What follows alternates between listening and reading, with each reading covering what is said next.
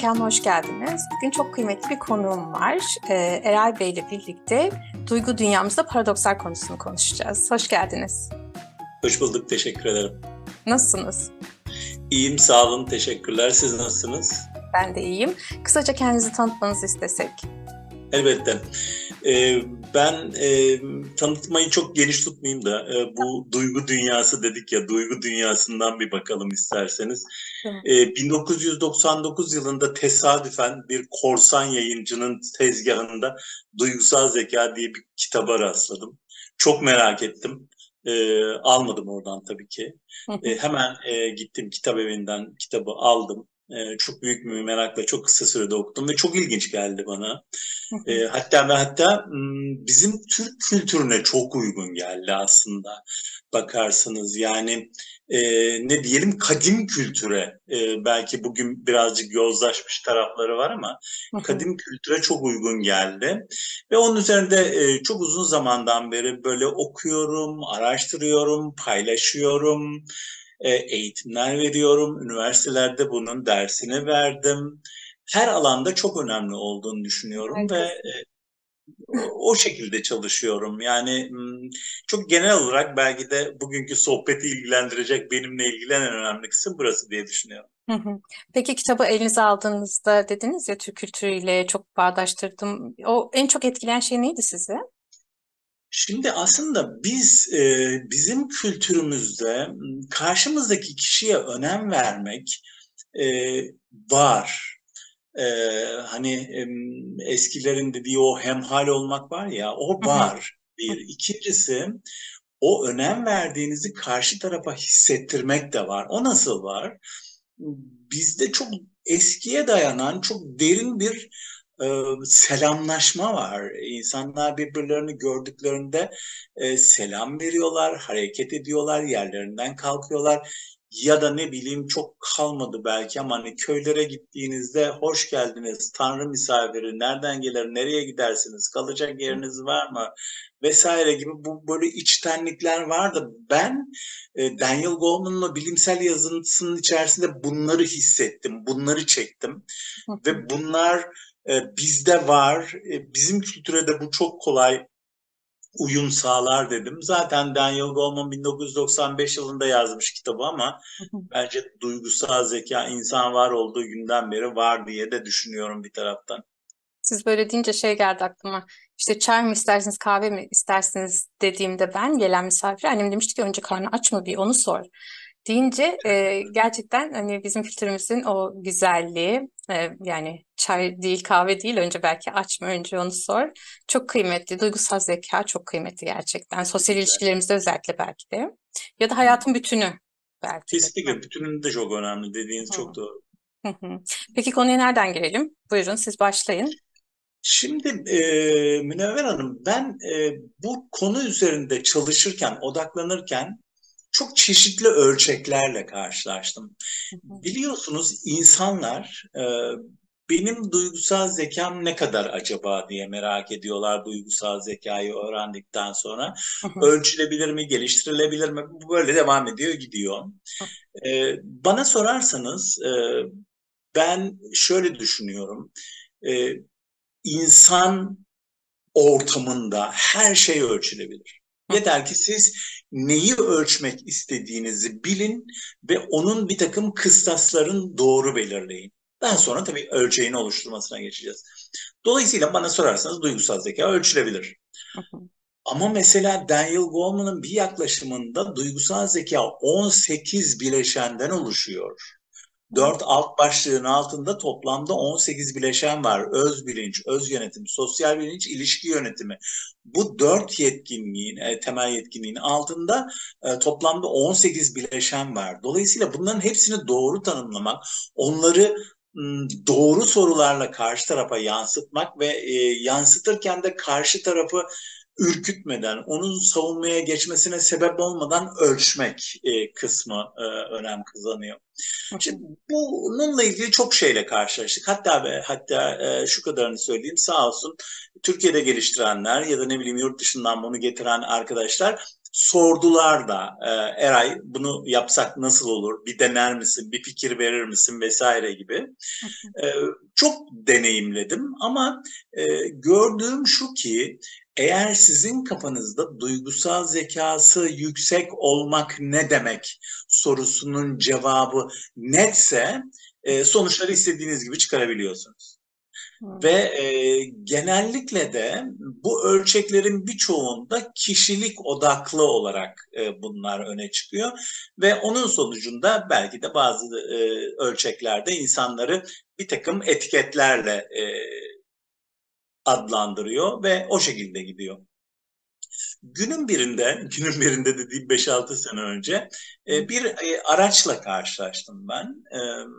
Dan Harrison isimli bir matematik ve psikoloji uzmanı bir beyefendinin hazırladığı bir sistem bu. Harrison Assessment Yetenek Yönetimi Sistemi aracı. Dan hala hayatta, geliştirmeye devam ediyor, bizimle paylaşmaya devam ediyor, keyifle dinliyoruz. İçerisine baktığımda Münevver Hanım en çok dikkatimi şu çekti. Bir, sizin kişiliğinizde hiç ilgilenmiyor. Hiç ilgilenmiyor derken yok saymıyor tabii ki de. Ya oraya odaklanmamış. Siz yaşamınız boyunca hangi davranışlara bir eğiliminiz var? Hangi davranışları daha fazla yapmayı geliştirmişsiniz? Hangilerini yapmaktan keyif alıyorsunuz? Bunlara odaklanmış ve bunlara odaklanırken de araç olarak 175 davranış başlığını belirlemiş ve bunların hepsini teker teker tanımlamış. Wow. Teker teker tanımlamış diyorum çünkü mesela şu anda desem ki size Münevver Hanım inisiyatif ne demektir? Onlarca tanım yapabiliriz. Ben de yaparım. Burada doğru olan demeyeyim de Dan Harrison diyor ki bak ben inisiyatifi şöyle tanımladım. Dolayısıyla bu değerlendirmenin içerisinde de böyle yer bulacak bu. Bu sistemin içerisinde Dan Harrison davranışsal yetkinliklere de yer vermiş. Bu davranışsal yetkinliklerden bir tanesi de tabii ki duygusal zeka. Ve duygusal zekanın içeriğini çalışırken de Daniel Goleman'la koordine ederek bu çalışmayı yapmış. O bir kenarda dursun. Hani biz Burada bir şey duygular... soracağım. Merak ettim. Dediniz ya o inisiyatif tanımı bana göre diyelim başkaysa ve kitaptaki tanımı başkaysa o zaman onu kabul etmiyor mu? Kabul etmiyor diye bir şey yani burada kabul etmekten ziyade şu var. E, Ben buna göre ölçüyorum diyor. Mesela diyelim ki sizinle bu çalışmayı yaptık ve o dedi ki Münevver bu konuda %45 eğilimlidir gibi bir sonuç çıktı. Şimdi diyor ki Münevver Hanım siz bunu şöyle anlayın. Yapılması gerekenleri kavrama ve kendi başına ilerleme eğiliminizi ben %45 diyorum diye söylüyor. Yoksa bütün tanımlara, bütün yaklaşımlara sonsuz saygısı var. Zaten bilimsel temellere dayalı. Diğer şeylerle de, disiplinlerle de örtüştüğünü kabul ediyor. Sadece ben neyi ölçüyorum onu tanımlıyorum size diye Anladım. ifade ediyor. Anladım. Teşekkür ederim. Rica ederim. Şimdi bunun içerisinde tabii o ölçek, davranışa göre duygusal zekayı ölçmek beni çok etkiledi. Ama bana bunu tanıtan arkadaşlar dediler ki daha dur, sana çok büyük sürprizlerimiz var. Ve Dan Harrison'ın memnuniyet performans teorisi biraz önce söylediğimdi. Yani siz keyif aldığınız işleri yapıyorsunuz, yaptıkça mutlu oluyorsunuz, yaptıkça ve başarılı yaptıkça iyi geri bildirimler alıyorsunuz, daha da keyif alıyorsunuz ve yapmaya devam ediyorsunuz. Bunun tersi de var. Yapmaktan keyif almıyorsunuz. Keyif almayınca efendim onlardan uzak duruyorsunuz. Yeterince motivasyonunu yapmıyorsunuz. Paradoks dediğimiz Evet, kısım da herhalde buradan yavaş yavaş evet. giriyor konuya. Evet, oradan girince de paradoks teknolojisi diye bir başka teori var, bir başka teknoloji var. Orada da Dan Harrison diyor ki burada bizim 175 davranışın içerisinde bazı davranışlar var ve bu davranışlar birbirlerini etkiliyorlar. Biz buna diyor paradoks teknolojisi diyeceğiz. Ama bunu dememizin sebebi de şu olacak diye ifade ediyor. Hı hı. Paradoks malumunuz karşıt gibi görünen fakat aslında her ikisi de doğru olan fikirlerden oluşan kavramlara paradoks diyoruz. Hı hı. Mesela az çoktur ifadesi çelişkili gibi görünse de pek çok kişi tarafından daha az sözcükle daha etkin bir takım şeyler yapılabilir ya da ortaya konulabilir ya da iletişim geliştirilebilir. İşte bunun gibi birbirine zıt gibi görünen ancak aslında sinerjik olarak daha güçlü etkileri olabilecek davranışları eşleştirmiş birbiriyle. Harika. Burada eşleşmeler 24 tane davranış seçilmiş. Hı hı. 24 tane davranış her biri eşleştiğinde 12 tane paradoks çıkıyor karşımıza. Okay. Şimdi bu çıkan paradokslar tabii ki kişinin o davranış eğilimlerinin gösterildiği alanları kapsayan davranışlar. Bu noktada Dan Harrison'ın ortaya koymuş olduğu bu paradoks teknolojisinin içerisindeki her bir etkileşen, her iki etkileşen davranıştan bir paradoks çıktığında bunları da 4 farklı alana yaymış. Hı. E, dilerseniz şöyle bir kısaca gösterebilir miyim size nasıl olduğunu? Tabii. Şimdi bakın şurada gördüğünüz gibi Hı hı. paradoks grafiği aynı bu şekilde bir rapor olarak geliyor. Bakın burada 24 tane davranış var. Her birinde 2 tane olmak üzere Hı ve hı. toplamda 12 paradoks var. Tabii ki bir başka noktada belki bu kadar derinine de inmek gerekmeyebilir ama bakın sütunların da hepsinin bir anlamı var. Buradakiler kişiler arası etkileşimle alakalı, Hı başarıyla alakalı ve liderliğe doğru gidiyor hı. sütunlar. Satırlara da dikkat ederseniz bakın Harika. başlatma, motive etme, Başlatmayla uygulama. başarının kesişimi gibi gibi. Çok güzel. Evet, evet, Hı aynen öyle. Ve bunlar da böyle adım adım, adım adım anlamlı bir şekilde ilerliyor. hı. Ve Harika. burada tabii ki çok detaylı şeyler var, içinde bilgiler var. Çok kısaca onlardan da bahsetmek isterim size. Hı Mesela şöyle bir 3 tanesini açalım. En ilerideki 3 tanesine şöyle bir bakalım. hı. Hı. Mesela şurada kavrayışlı merak diye söylenmiş şeyde paradoks adı olarak. Kavrayışlı merakı oluşturanlar farklı görüşlere açık olmakla kesin emin şeklinde ifade edilmiş bu davranışlar. Burada her birinde böyle etkileşimler var. Burada dengeli olduğu zaman e, yukarı değerle yatay değer arasındaki fark 3'ten az olduğu zaman dengeli oluyor paradoks. Hı Mesela şu ortada gördüğünüz içgüdüsel mantık dengeli hı. Hı. ama soldaki ve sağdaki iki paradoks dengesiz. Hı. Şimdi biz Bermuda üçgenine düşmemek için dikkat edeceğimiz şeylerden birincisi işte burada farklı görüşlere açık bölümüne dikkat etmemiz lazım. Hı E, hı. dilerseniz burada şunu bir örnek vereyim. Bu niye Tamam. savruluyor, neden, nasıl savruluyor diye. Şimdi diyelim ki siz farklı görüşlere açık bir kişisiniz Hı hı. ve efendim böyle sürekli bilgi alışverişi alıyorsunuz, veriyorsunuz. Ancak kesin emin eğiliminiz Hı hı. birazcık düşük. Yani çok tercih etmiyorsunuz kendinizle ilgili kesin emin olmaya. O zaman diyor ki bakın sistem sonuca varamayan şekilde ilerlersiniz diyor Hı hı. yoğunluklu olarak. Zaman zaman doğruyu arayan da olabilirsiniz ama çoğunlukla sonucu varamayan durumda olursunuz Hı hı. diyor. Günün birinde ben size şöyle bir şey diyorum ya Münevver yani farklı görüşlere açıksın anladım benim fikrimi vesaire de alıyorsun ama ya bir sonuç yok kardeşim yani bu konuyla ilgili niye bu kadar ağırdan alıyorsun dediğimde bu sefer dogmatik davranıveriyorsunuz. Hı hı. Yani benim o size söylediklerim sizde stres yaratarak bir dogmatik davranışa bürünü veriyorsunuz. Hı. Biz buna bu sol Ezberime üstteki geri dönüyorum. Evet. Bu sol üstte görmüş olduğunuz o bordo renk hortuma ya da helezona diyelim haleye biz savrulma diyoruz. Yani Harrison savrulma diyor. Dolayısıyla siz normal dönemde sonuca varamayan bölümdeyken, şuradayken ne oldu şimdi? Efendim savruldunuz ve öbür tarafa gitti davranışınız.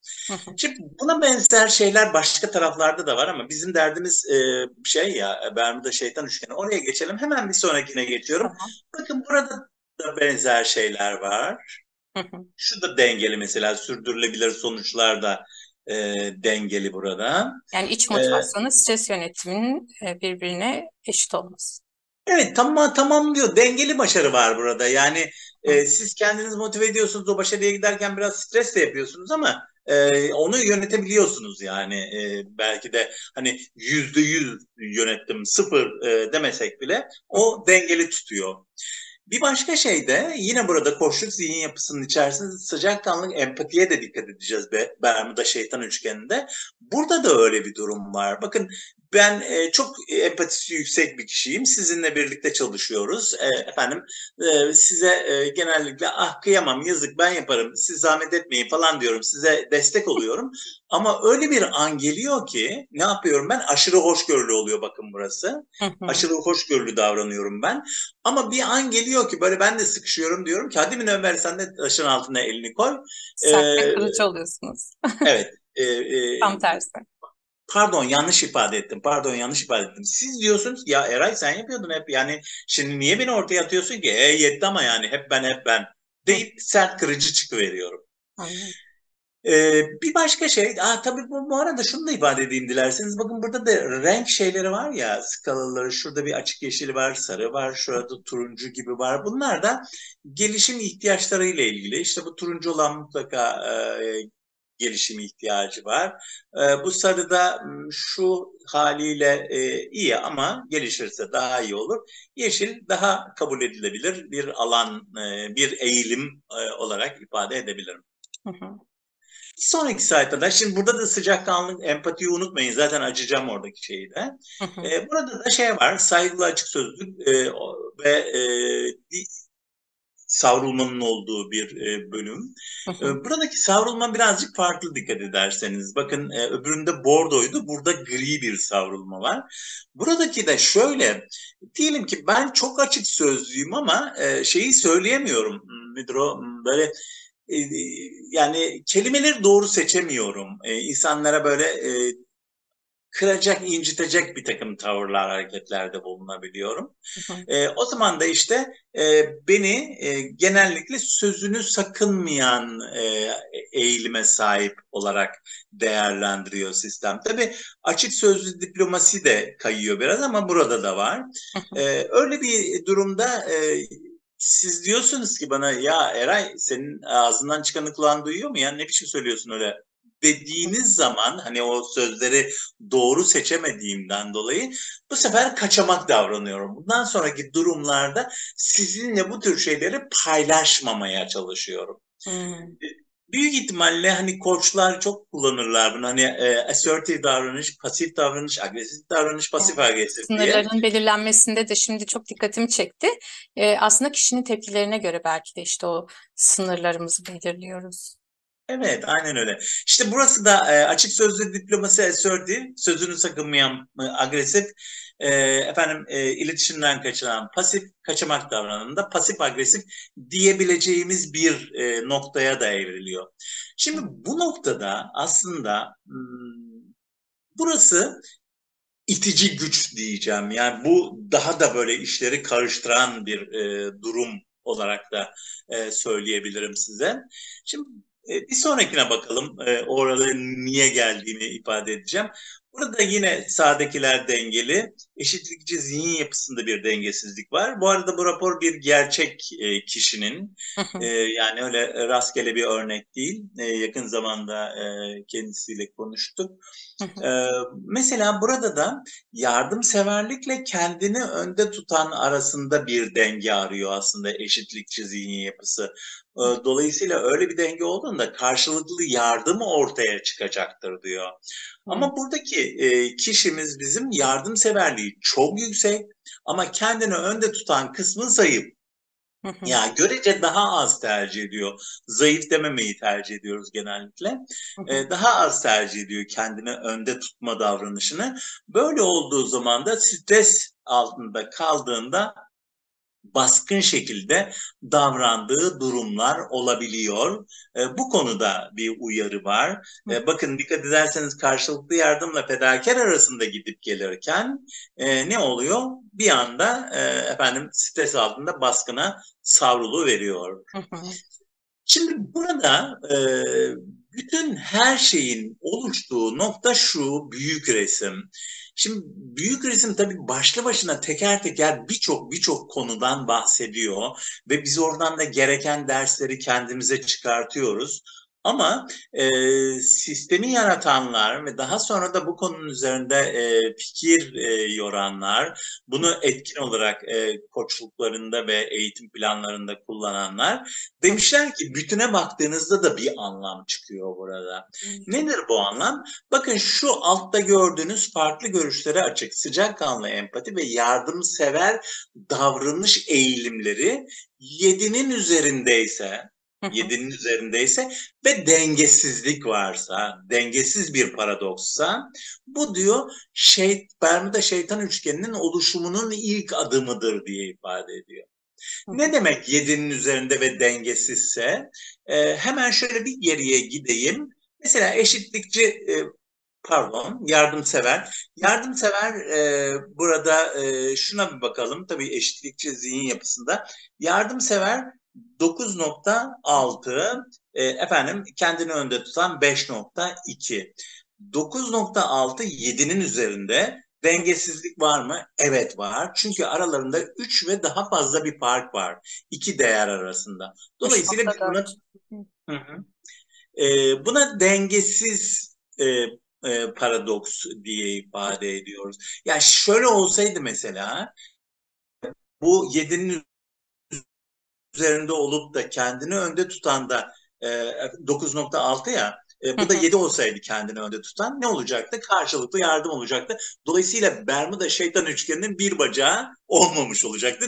Dolayısıyla oluşmamış olacaktı. Hı hı. Şimdi bu üçüne baktığımızda bakın bu kişide bu üçünde de efendim farklı görüşlere açık sıcakkanlı empati ve yardımseverlik 7'nin üzerinde ve Hı. üçünde de siz söyleyin dengesiz bir Dengesizlik var. yapı var. Peki bu Bermuda şeytan üçgeni dediğimiz aslında kişinin duygularındaki e, dengesizliği mi gösteriyor? Yani negatif bir E, anlatım mı bu Bermuda şeytan üçgeni? evet, Aşağı çeken şöyle bir durum gibi mi? aynen aşağı çeken bir durum. Çünkü yine ben size hemen böyle kısaca şeye bir bakarsak eğer üçlü dedim ya bakın Hı stres altında olduğunda farklı görüşlere açık 7'nin üzerinde ve dengesizse dogmatik davranma ihtimali var, eğilimi var. hı. Düşünün bir kişi stres karşısında dogmatik davranıyor. Arkasından sert ve kırıcı oluyor. Bakın yine savrulma sert kırıcı da. Ve arkasından hemen şuraya geçiyorum. Ve baskın davranıyor. Yani kendinizi bir hayal edin böyle bir kişinin karşısında. Değil mi? Böyle bir durumla karşı karşıyayız. Ancak ancak bu tamam, bu Bermuda şeytan üçgeni ama eğer bir de buna saygılı açık sözlülüğün içerisinde bir Hı. dengesizlik olursa normal zamanda sözünü sakınmayan davranıyor ama stres altındayken de kaçamak davranıyor. Dolayısıyla bu da ona olumsuz etkileyebiliyor diye ifade edilecek bir Ve bu da yaklaşım. çok güzel bir şey gösteriyor aslında. Duyguların davranışları da nasıl etkilediği. Sonra davranışın tekrar duyguya nasıl döndüğü gibi orada da bir paradoks oluşuyor gibi. Gerçekten çok güzel. Bu arada bir dipnot düşeyim. Bizi çünkü podcast'ten dinleyenler de var. 7 ayrı istasyondan. Onlar lütfen YouTube'daki Koçların Mekanı kanalımızdaki videoya baksınlar. Çünkü çok güzel grafikler paylaştı Eray Bey. Bunu da burada hemen söyleyeyim. Tabii. Şimdi biraz önce dediniz yani duygular, davranışlar vesaire diye. Aslında duygular, davranışlar, düşünceler çok birbirinden yani tamamlayan şeyler değil mi? Hı E, hı, Bizim şöyle bir sözümüz vardır. Aslında duygular düşünce yavrusudur deriz biz. hı Siz hı, düşüncelerinize eğer sadeleştiremezseniz, sakinleştiremezseniz o duygular alıp rüzgarınla ya da akıntısıyla bizi olumsuz bir yerlere götürebiliyor. İşte biraz önce göstermiş olduğumuz o e, şeylerde de hı paradoks terapiyle ilgili durumlarda da eğer onları doğru kontrol edemezsek bunlar olumsuz bir şekilde karşımıza çıkabiliyor ki biz işte duygusal zekayı hı, anlatırken hani öz bilinç, öz yönetim demiştim ya, öz yönetim bölümündeki o e, öz denetim, yani duygularımızı yönetme bölümünde hı hı, aslında işte tam da buradaki şu üçgenin içerisindeki, bu üçgenin hı içerisindeki savrulmaları doğru yönetebildiğimiz takdirde hı, hı bunlar sonuçları olumluya döndürebilmek için önemli fırsatlar. Bunları fark ettiriyor bize hı. ve tabii ki eğer şuradaki saygılı açık sözlülük paradoksu da bunu efendim birazcık da ne derler bizde hani Destekliyorsa. destekliyorsa, yangına körükle gidiyorsa daha da olumsuz noktaya varabiliyor. E, Evet. Bu çerçeveden baktığımızda aslında paradoksun bütünü Hı hı, e, ama özelinde de Bermuda Şeytan Üçgeni ve buna benzer birkaç böyle eşleşme daha var. hı hı, Onları dikkate aldığımızda aslında bizim belki de duygusal zeka konusunda nerelere dikkat etmemiz gerekir, nasıl bir yol izlememiz gerekir, o konuda bize çok ciddi ipuçları veriyor hı ve hı, bunların üzerinde çalışma fırsatları yaratıyor bizim için. hı hı, Belki hani bu konuya girdik diye şöyle bir şeyle ben tamamlayayım. Yine daha sonra sizin sorularınızla ya da başka hı hı, konulara adapte edeceksek de konuşabiliriz. Şöyle bir şey yapıyoruz Münevver Hanım. E, Ekiplerin paradokslarını çıkartıyoruz. hı. Orada gördüğünüz 12 paradoksu düşünün, ekiplere uyguladığınızda aslında o insanların belki de iletişim haritası çıkıyor bir nevi orada. Grup psikolojisi. Kimler Hı hı. Evet, aynen. Kimler efendim hiç bulaşmıyor, kenarda duruyor. Kimler daha baskın. Onlar da net ortaya çıkıyor. Bu bir tanesi. Karar vermede olabiliyor mesela. Böyle bir şeyi bir 10 kişilik yönetici ekibinde yaptık. Çok etkilendiler. Böyle duvarlara panolar hazırlıyoruz. Onların üzerinde böyle uğraşarak, oynayarak yapıyorlar. Ve onların tabii ki belki de davranış değişikliği konusundaki eylem planlarını oluşturmasında da epey güçlü bir araç olarak karşımıza çıkıyor. Ben duygusal zeka ile ilgili kısımda bu konuyu çok beğeniyorum. Gerçekten çok etkileyici bir şeyi var, Çok sonuçları güzel bir var. şey söylüyorsunuz. Gerçekten duygusal zekayı hani ölçmek için tamam bu bir araç ama aslında kendi içimize dönüp kendimizi fark etmek için işte bizi nelerin tetiklediğini, nelerin bastırdığını, nelerin motive ettiğini, daha doğrusu işte kendi farkındalığımıza ulaşmak için çok kıymetli gibi geldi. Yani tabii gruplar için de etkilidir illaki ki orada bulduğunuz şeyler üstüne çalıştığınızda tamamlanma ve aslında hani orta noktaya gelip mutmain olma durumları da ortaya çıkıyordur diye düşünüyorum. Gerçekten çok kıymetli. Teşekkür ederim anlattıklarınız için. Ay, rica ederim. Ya son söyledikleriniz bana aslında bir şey çağrıştırdı. Ben bir de onu da e, efendim oradan da bir şey söylemek isterim size. Hani dediniz ya duygusal zekayı ölçüyoruz. Ya büyük ihtimalle siz de benzer düşüncedesinizdir. Tek bir ölçekle tek bir şeye ulaşabilmek çok kolay değil diye Ve tek bir düşünüyorum olayla ben. ya da tek bir durumla değil. Yani her olayda, her durumdaki insan çünkü yaşarken aslında kendini olaylara verdiği tepkilerle tanıyor ya. Ama bunlar Hı bence bir hı. anahtar gibi. Ondan sonra her olayın üstüne uyguladığınızda zaten yavaş yavaş kendi farkındalığınıza daha çok derinleşiyorsunuz gibi geliyor. Evet. Bakın şimdi bu bizim paradoksların arasında bir de şey vardı. iyimserlikle ilgili bir tanesi var bağlantılı. Hı hı. Şu sağdaki paradoksu bakın, bu arkadaşımızın iyimserlikle ilgili sonuçları onun güçlü yanı olarak ifade edebileceğimiz eğilimde ya da alışkanlıklar oluşturmuş. Tabii biz bu 9'un üstünü geçenlere de böyle bir tereddütle yaklaşmakta yarar var diyoruz. Çünkü insanların güçlü yanları aşırıya kaçtığında zayıf ya da gelişime açık yanları olabiliyor zaman zaman. Hı Mesela zaman zaman sonuçlarda şöyle bir şey çıkıyor. Körü körüne iyimserlik çıkıyor. hı. Hı. Ya da ihtiyatsız kötümserlik çıkıyor. Yani şu üçlüden biri çıktığında ben genellikle bir de yine belki de ilgilenen arkadaşlar için de yol gösterici olacaktır. Martin Seligman isminde çok değerli bir bilim insanı var, profesör ve pozitif psikolojinin ortaya çıkmasında çok büyük katkıları olan bir kişi. Hı hı. Onun iyimserlikle ilgili bir ölçeği var ve o ölçek çok değerli bana sorarsanız. Hı hı. Çünkü o ölçekte şöyle bir şeyden bahsediyor. Çok minik bir örnek. Hı hı. Eğer benim başıma bir kötü bir durum gelirse ben onu bütün yaşamıma, ya o olayla ilgili kısma ya da bütün yaşamıma yayıyor muyum, yaymıyor muyum tarafıyla ilgileniyor. Buna benzer böyle minik minik şeyler koymuş, kurallar koymuş. Hı O hı. kurallar bizim hayata nasıl baktığımız konusunda da destekliyor ki onu söylemek istedim. Paradoks grafiğinin Burada bir şey sonucunda soracağım. aldıklarımızı da Ee, destekliyoruz. Körü körüne iyimserliğin tam karşıtında kuşkuculuk vardı. Yani insan kuşku olma duygusuna tahammül edemediği için mi körü körüne iyimser oluyor? Hani Hmm, tam tersine de bakmak gerekir dediniz ya, öyle bir şey çıkıyor mu? evet. Anladım. Şöyle buradaki mantık şu Münevver Hanım. Hı Siz olası sorunları sonuna kadar çok iyi analiz ediyorsanız ama iyimserlik eğiliminiz görece düşükse o zaman kuşkucu davranıyorsunuz. Düşünün şöyle hı. bir. İyimser Tamam. değilseniz kuşkucu. Aa, öyle mi acaba öyle mi? Çünkü her şeyi biliyorsunuz. Hı Analiz ettiniz. Ama diyelim ki olayları hiç analiz etmiyorsunuz ama iyimsersiniz. Yani çiçek, böcek, o her şey çok güzel diyorsunuz. Bu da körü körüne iyimserlik diye söylüyor.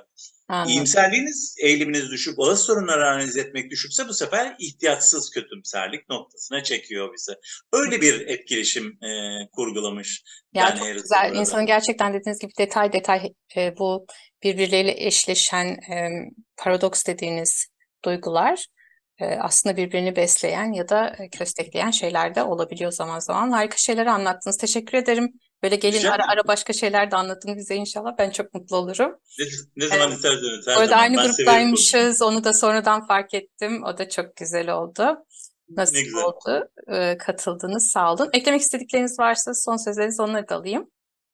Çok teşekkürler. Yani bu sanırım insanın kendini arayışı devam ediyor. Ben yazdığım yazıda böyle telefonuyla panoyu çeken bir kız koymuştum, bir iki figürü koymuştum.